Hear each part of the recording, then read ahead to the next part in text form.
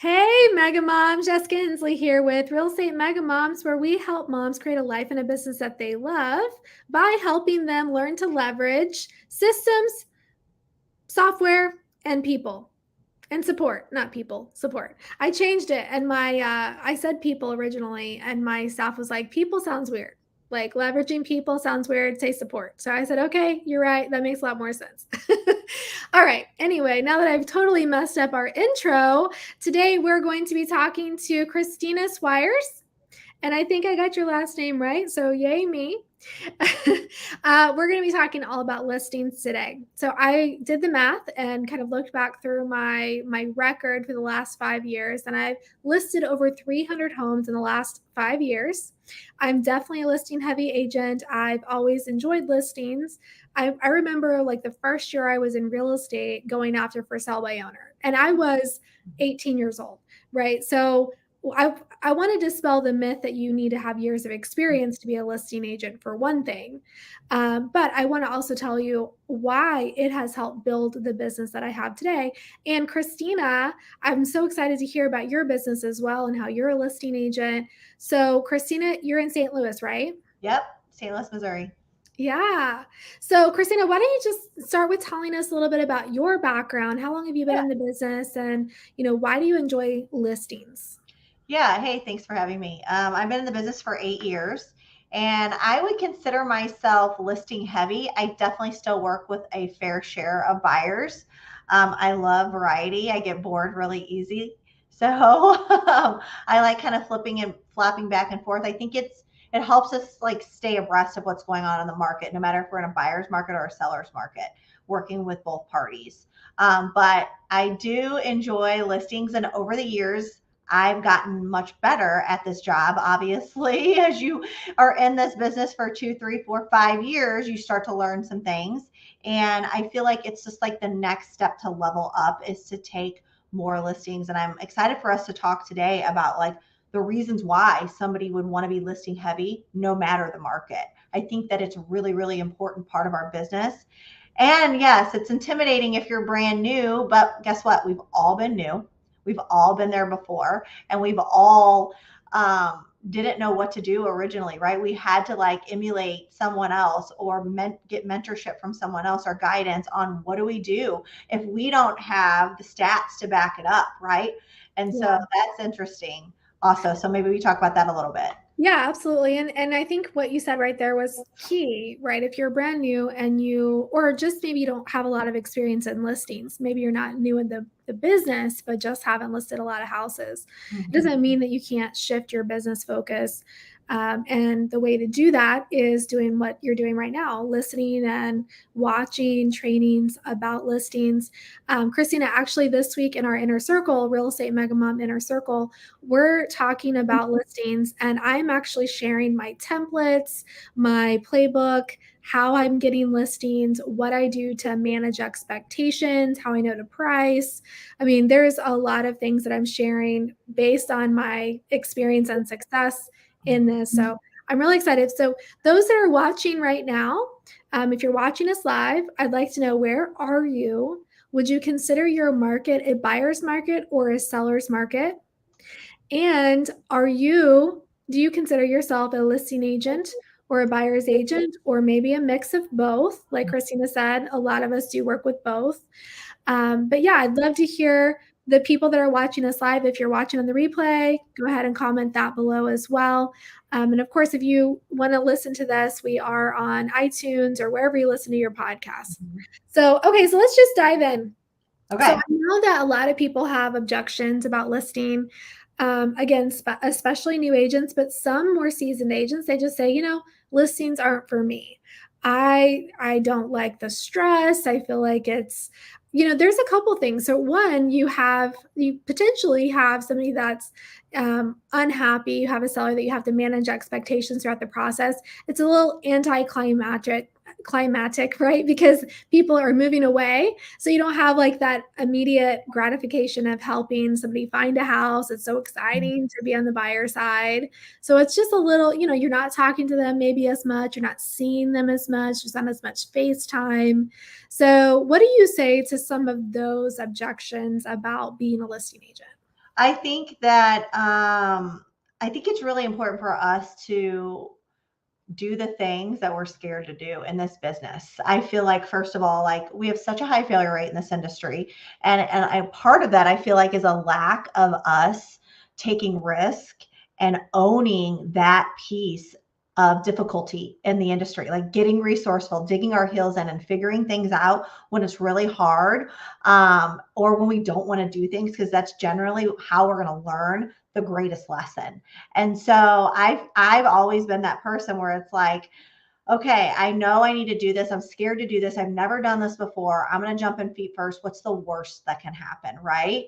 But also, yes, it is very different managing the expectations between your seller and your buyer, but you have to look at this in a different way. You have to look at it as like, this is a challenge. It's an opportunity for you to prove yourself. And you're going to learn so much along the process and along the way. Nobody can do this for you, though. That's the thing in this business. And it doesn't matter if you're working with sellers or with buyers. You've got to figure it out.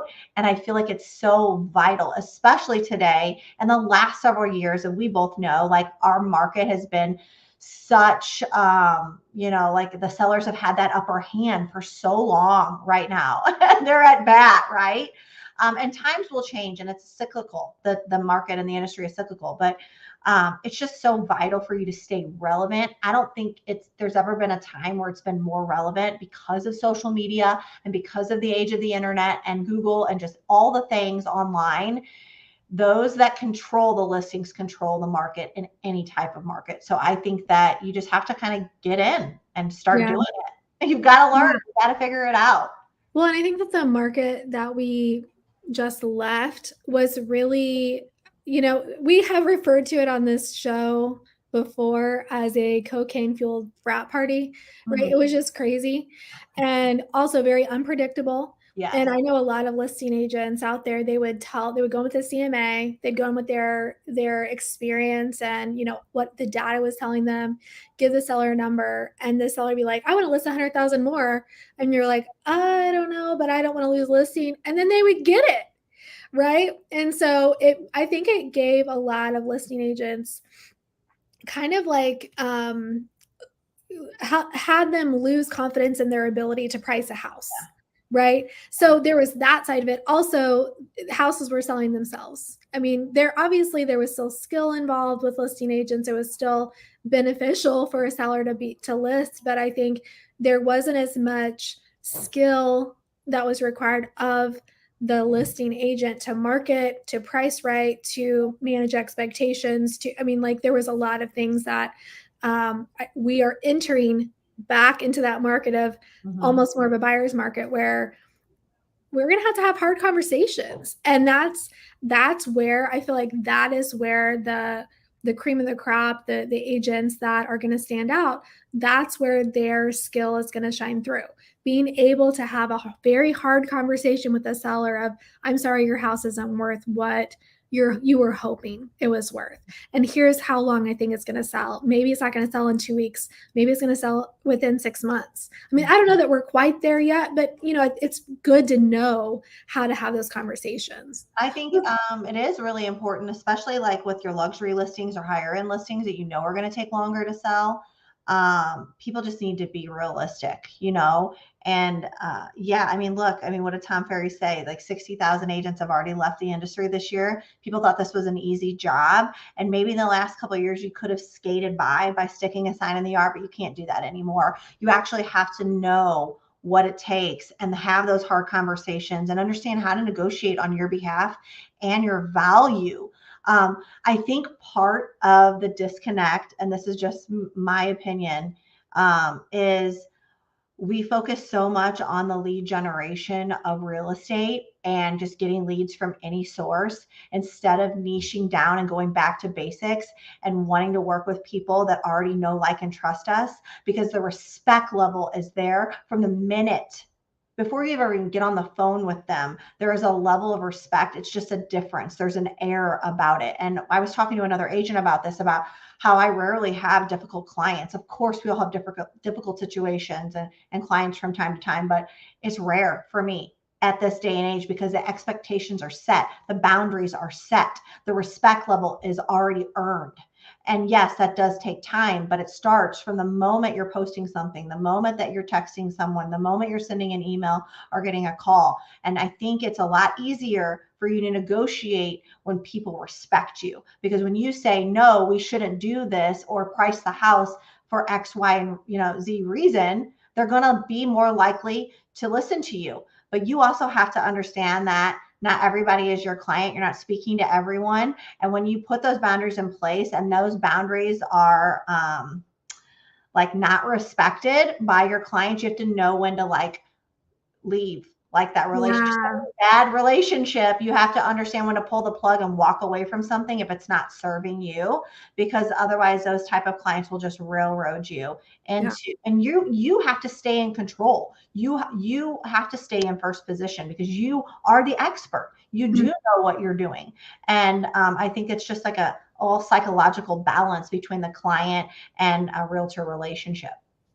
Yeah, and the listing presentation really needs to be an interview, right? A two-way interview. Yep. And so getting very clear on what your process is, what your boundaries are, really understanding the market and knowing how to price a home correctly and how to explain that to the client and how long it's going to take. I feel like that's the biggest pushback we get in the listing presentation and the listing interview process is one price, two commission, right? So Mhm. those are the two sticking points. Right. And if you can go in with a really strong, here's from an advisory perspective, here's how I believe we should price your home and market your home to get you the best price possible in the least amount of time with the least amount of friction. And here's my strategy and the value I bring to the table, and this is what I charge. Like, I don't even have a commission question anymore. It is literally, and honestly, I feel like I could charge whatever. I mean, I say I'm not going to talk about specific numbers, but used to I would come in with a little bit higher than everyone else's commission wise. Mhm.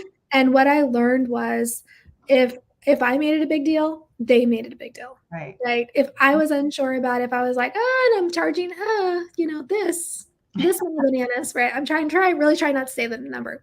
Yeah. Then they'd be like, well, wait a second, right? But if I just said, okay, and this is the fee, and this is, and really my strategy is I focus on the net, right? I show them the net sheet, and we talk about what they want to walk away with, and that's really what we're talking about.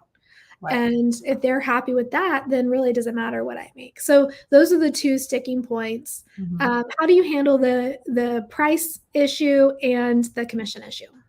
I think for the price issue, obviously, we all have our own set of skills to run comps, especially if you're a newer agent. There's so many different programs out there that you need to learn from because if you're not taught the right way out of the gate, you're just going to go to the MLS and run them. And a lot of people don't realize, especially in the last couple of years, so many things have sold off market, and that impacts how we're doing comps. So first of all, use your MLS and your board. You're paying dues. Even if you've been in the business 5 years, if you've never been taught the right way, go through and have them show you. You're probably going to learn something because we both know those are not the most user-friendly programs, and we can learn something on how to run them, first of all. So there is value in data and metrics, right? We need to know the analytics. We need to know the generalized comp so we can have something like a baseline. But then you also, what can't be taught is you understanding like your market, you understanding the neighborhood, you understanding that street. It can even be as specific as a certain street where you're pricing, right? And where we're seeing trends, like are we pricing 10% below? And also I do this thing where when I go on a listing appointment, I'm like, one of the main questions I ask my clients are, what do you think your house is worth? It's the most fun question, first of all, because why is it so taboo to talk about money? It's so aggravating. I think that we need to be talking about it more. Like, also, people always think their house is worth way more than it is, usually. It's just like when you're building new construction, it's going to cost you way more than you think. I very rarely go into a listing appointment and somebody gives me a number and I'm like, wow, that's like way below where I thought it was going to be or what you were going to say.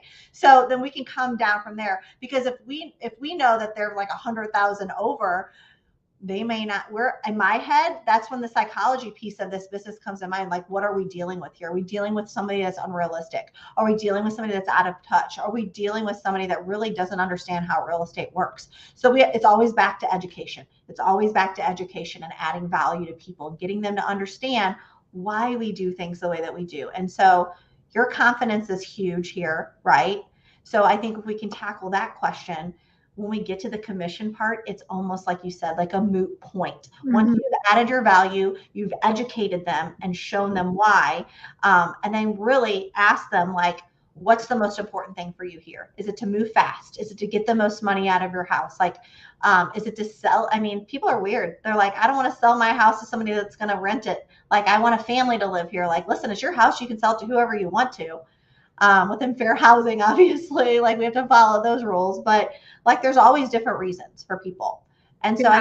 if we just get back to that and away from like the actual math of it, yes, that matters, but we really need to start to understand people. This is a people business, and we need Yeah. to know what is going to make that seller tick, like what's most important to them.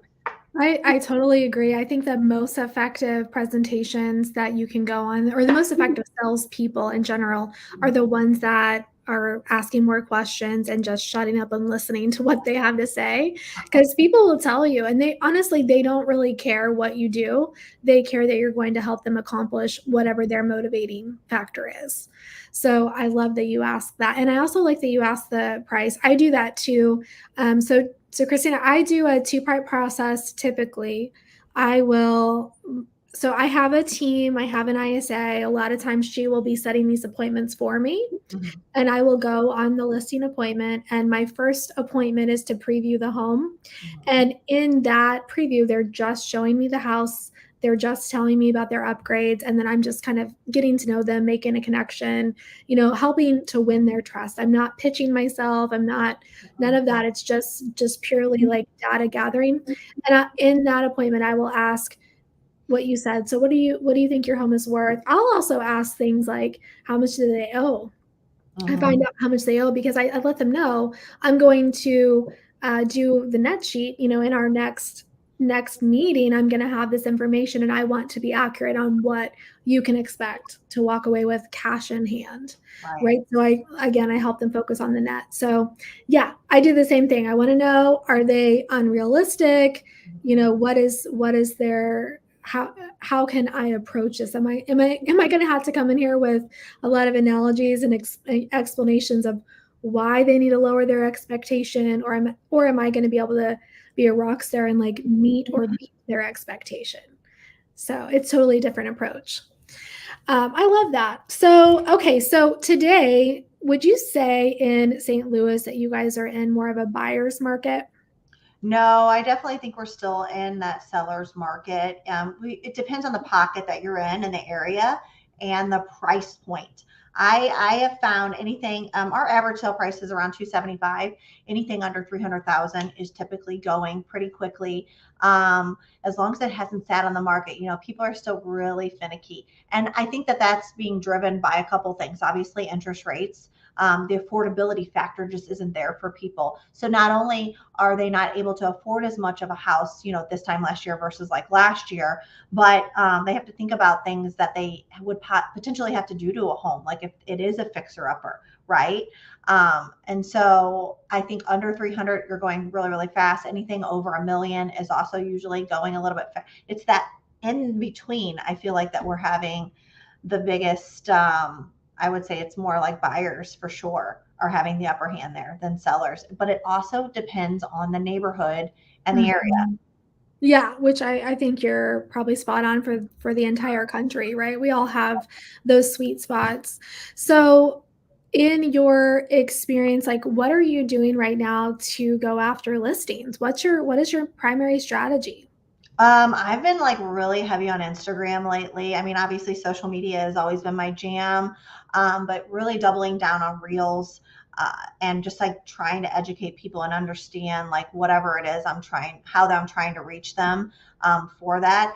Just showcasing what makes me stand out and what makes me different from other agents because there's so many people. But I still think, even with all the agents out there, nobody's me. First of all, nobody's me. Nobody has my influence the way that I've built my business.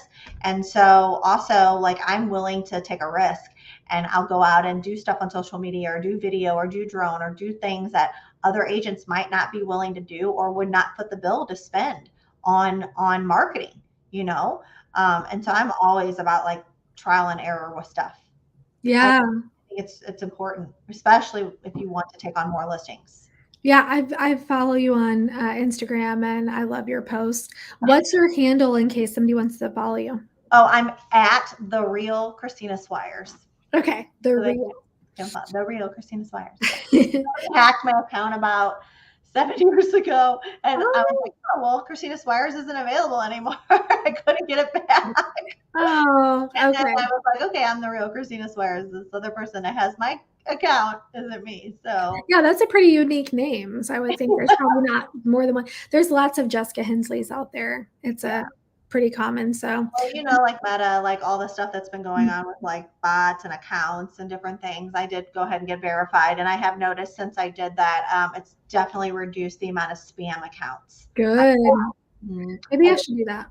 yeah, I think once you have a following, like you become some sort of an influence, and you have a lot of people following you, it just makes you a target. Yeah. You Yeah. know? So I am, my sphere has always been the biggest source for my listings, I would say. Yeah. I also have been going after for sale by owners a little bit lately. I really haven't focused on for sale by owners for years. That used to be my primary whenever I first got in the business because it was just kind of low hanging fruit and definitely a challenge and a different type of a seller, right? The for sale by owner is somebody that's you definitely have to win their trust. So you have to go in there with that mentality of you are on an interview, you're fighting for that listing. And I do find that thrilling, but sometimes I will say some of the clients that I end up winning become a little bit of an issue like through the process.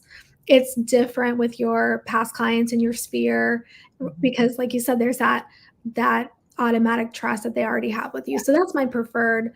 But we have been using Celebrity Agent. So I'm going to give them a little plug here. If you haven't heard of them, they're pretty awesome. And what they've been doing for my buyers, they will send a personal letter to sellers in that fit their criteria. So I'll put in the certain radius and type of home that my buyer is looking for, and they'll send a letter out.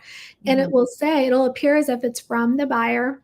And it'll tell them, hey, I'm interested in your home, give them a little information about the buyer. And then it'll say, if you're interested in selling, will you please contact my agent? And it'll give them my number, which is like a Celebrity Agent generated phone number. So we can track. We've done it for 1 month and I've already got 650, I think, letters that were sent out. So, I mean, we're getting results from it, which is really cool. I know I've had at least 4 or 5 valuations, but, I think that's why. I mean, really just kind of bringing this all together. We're going to kind of wrap it up. We're about at time. I feel that when you're a listing agent, you just get so much more bang for your buck because you have content to share. You have the inventory, which is what people are wanting, right? That's what buyers want. So really any listing you get should be generating other listing opportunities. It should be generating buying opportunities or working with buyers. It should be giving you content to post on your social media. Like there's just, and we talked about this earlier, Christina, before we went live. You have control of the inventory, but you also have control over your income. You have control over your schedule. You don't have to drop everything at a drop of a hat. So I've always found it to be just so much more effective and like my primary focus. If I'm low on listings, that's all I think about. I don't really worry about the buyers because I know the buyers will come from my listings. Yes, you can use them to leverage. Like the time piece is such an important factor. And like when we were talking earlier before we went live, like it allows you to like work in markets that you generally wouldn't work in. You're not going to go show a buyer 2 hours away, more than likely a property. You're going to give that to another agent because it's just not, it just doesn't make sense for you to do that, to drive that far. But you could put a listing there and leverage that a little bit different, right? So our time is important, and using that to generate more business. And just literally, if I was brand new in the business, that's what I would be focused on: for sale by owners, expired listings every single day, be calling them not 7 or 10 times, 100 times. You have to call them a lot. And to get to where you and I have been, obviously people call us now because they respect us, but we had to start there, right? We had to start and build that trust. And when you don't have business, you have to go create it. You have to go find it. And over time that will help. But if that were me, if I was brand new in the business right now, I would be focused on listings and the things that I'm afraid of. And I would just be putting my head down and just like trying to work as hard as I could to get in front of as many sellers as I could to get those listings. And then once I got them, leveraging them. Mm-hmm. Co-listing if I can. I have a brand new agent right now that I'm mentoring. She's co-listing her first listing with me and doing the work and learning along the way. Like, it's so important. Doing reels, getting on social media, like leveraging that listing to go get buyers, doing an open house a million times if you need to go pick up buyers, right? Just putting it out there, because that's what's going to help you. Yeah, and I think that was part of the hard part about the previous market is you weren't getting the leverage out of the listings that you were getting before, No, right? you Because did you it have early. You would literally put them in the, it would be for sale. You wouldn't even have to do an open house. Like, you would have no time to do that because you would get a million offers. But also, like, to that point, you still had to have skills, right? Because, like, yeah, I don't know about you, but I had to create like spreadsheets. There was yep, like a process that I had to create that I'd never had to do before because I'd never had 50 offers on a property, yep. before. So we did learn a lot. At least those of us that have been in this industry for a while, it threw us a curveball, and we were able to like add value. So when I would go on listing appointments, I would say, "This is what I'm going to do when we get 50 offers on your house," and they'd Yep. be like, "Wow, I don't know another agent that would help me figure that out. I didn't even think about that." Yep. Right? Yeah, I have a spreadsheet, and actually that's something else that we're going to be sharing. So I'm literally sharing everything in my playbook for listings in the inner circle. The first training on that is tomorrow. And then next week, we're going to be talking about marketing your listings. And then the third week, we're going to talk about serving your listings. So how do you manage the expectation when you have a house that's not selling in one day? Because I think most of the country and for a lot of the price points are still seeing a little bit Yeah. increased days on market. Yeah. The coaching students I'm talking to, I'm hearing anywhere from like 40 to 60 days for, the same house probably would have sold within a week Yeah. in the previous market. So, you know, some of my clients, my coaching clients, they're listing these houses and their house isn't selling in a week and they're kind of panicking. And frankly, their sellers are panicking. They're like, well, what are you doing to market my property? What's going on? So those are the kind of things that I'm going to help you know how to handle and have a plan in place so that you look like a rock star throughout the entire process. Yeah. You can sell 100% of your listings, even overpriced listings, if you have them listed when they sell, right? So because what happens, right? When you have an overpriced listing or when you have like a troubled listing, Yeah. it expires and they list with somebody else and it sells to someone else, right? Usually, Like usually, within a well, week. they're not doing the right things. Yeah. uh, Help them. yeah, so getting ahead of those conversations so that you can sell 100% of your listings. But yeah, Mhm. so many good things coming up, and I just enjoyed this conversation with you, Christina. Thank you for being with me. Right. For those that want to follow her, go follow her on Instagram at the real Christina Swyers. That's right. Yeah. Okay. And then she'll be back with us next month to have another hot topic conversation. All right, everyone. We'll see you next week. Bye.